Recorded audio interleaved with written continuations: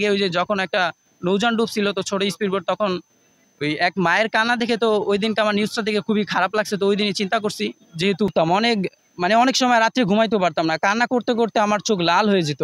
আবার আমি এটা নাম রাখছি জুহুদ সামাদ, মানে যার অর্থ রক্ষক।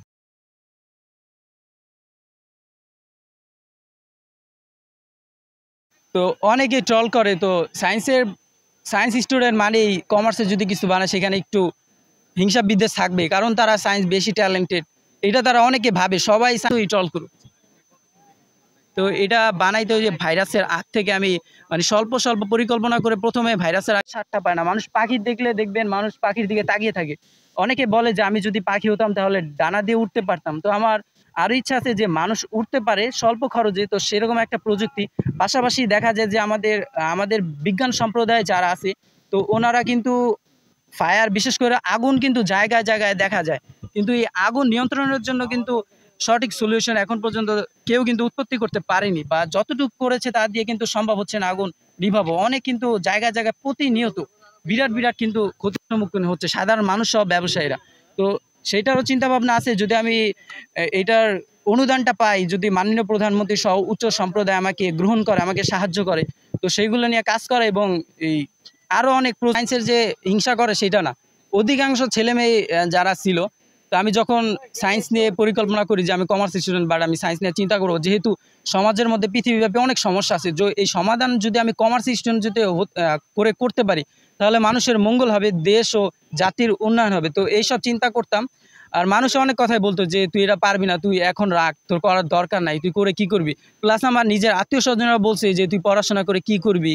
তো অনেক সময় বলতো যে পড়াশোনা করে কি করবি, চায়ের দোকানে কাজ কর, সবজি বিক্রি কর, তোর পড়াশোনা করার দরকার নেই। তো এগুলো আরও হাজার হাজার ট্রল করতো, কাছের ফ্রেন্ডরাও করতো। এমন সময় ছিল যে আমি চোখ দিয়ে আর কি কান্না করতো। আর কলেজে অনেক সময় দেখা যেত টিচারও আমাকে বলতো তুই কি অসুস্থ, বা অনেক ধরনের নেশাগ্রস্ত নাকি অনেক কিছু বলতো। বাট আমার যে একটা হাইট করা পরিশ্রম, এটা কিন্তু কেউ কখনো জিজ্ঞাসা করে না যে তোর শরীর সঠিক এইভাবে হয়েছে কেন, সঠিক কথাটা বল, কিন্তু কখনো কেউ বলেনি। কিন্তু আমি আমার আমার লক্ষ্য স্থির রেখে কিন্তু আমি এগিয়েছি। মানুষের অনেক ধরনের ট্রল, বাবা মা থেকে শুরু করে নানান শ্রেণীর মানুষ কিন্তু আমাকে করেছে, কিন্তু তারপর আমি ওইসব পরিশ্রম হাইট করে কিন্তু তারপরও এগোনোর চেষ্টা করছি, এবং এটা কন্টিনিউ থাকবে। মানুষ যত লকডাউন দিচ্ছে, ওই দিন চিন্তা করে একটা বোতল কাটলাম, তো বোতলের দুই পাশে দুইটা বেলুন লাগাইলাম, তারপর মাঝখানে কিছু আর কি ইটের মতো ছোট ছোট দিলাম। তো দেখলাম প্রথমে বোতলে একটু ভাসমান থাকলো, এখন ভাবলাম যেহেতু এটা প্লাস্টিক, তো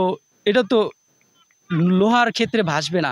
তো ওইসব চিন্তা করতে করতে রেগুলার একটার পর একটা রিসার্চ করতে করতে করতে করতে যখন ফাইনালি একটা ছোট নৌযান লোহার ছোট একটা বানালাম, তো তখন দেখলাম এয়ার বেলুন দুই পাশে দিলাম, তারপর একটা এক্সট্রা ওয়াটার পাম্প যুক্ত করলাম, তো তখন দেখলাম আগের মতো কিন্তু হয় না। তৎকালীন এইটা আমি একজন মুসলিম সম্প্রদায়ের বা ধর্মের লোক, তো সেক্ষেত্রে আমি আমার খোদাবান বা সৃষ্টিকর্তাকে স্মরণ করে, যিনি আমাকে এই জ্ঞানটা দিয়েছে, তো সৃজনশীল চিন্তা করার মানে শক্তি দিয়েছে, এই কারণে ওনাকে স্মরণ রেখে এটার নাম রেখেছিলাম জুহুদ সামাদ, যার অর্থ রক্ষক। তো এই যে ছোট যেই স্পিড বোট আছে, তো 16 ফুটের যেগুলো আছে, যে 4 জন 5 জন যাত্রী নেয়, তো সেইটায় প্রায় 25 লক্ষ 26 লক্ষ টাকা ব্যয় হবে। এটা আমাদের দেশে যে সকল মানুষ আছে ওনাদের জন্য কিছুটা কমানো যাবে, আর আন্তর্জাতিকভাবে যদি রপ্তানি করা হয় সেক্ষেত্রে একটু মূল্য বাড়ানো যাবে।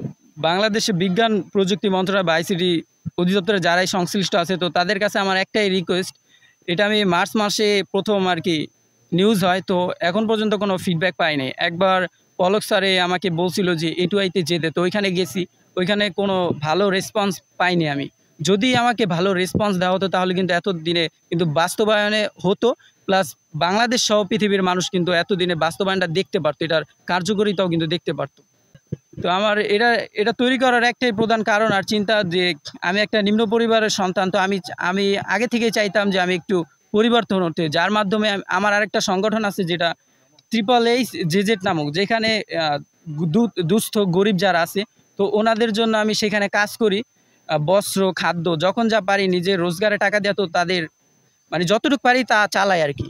তো ওইটা ভাবতে ভাবতে ভাবলাম যদি আমি এত অল্প কাজ করে এই টাকা দিয়ে কিন্তু আমার হচ্ছে না, মানুষের সাহায্য ঠিকমতো করতে পারছি না, তো আমাদের দেশের থেকেও কিন্তু আফ্রিকার মানুষ অনেক কষ্টে আছে, যারা দেখবেন মাটিও খায়। তো তাদেরও ওগুলা দেখতে আমার খারাপ ফিল হতো যে আগে কিন্তু আমি একজন ক্রিকেটার ছিলাম, তো ঢাকা আন্ডার 14 খেলছিলাম। তো বিভিন্ন মানে সমস্যার কারণে খেলাটা আরকি ছেড়ে দেই। তো ওই চিন্তাটা করে আমি তো ভালো একটা চিন্তা করি যে আমি যে বেশি টাকা যদি আমি ইনকাম করতে পারি, তাহলে বাংলাদেশের যে সকল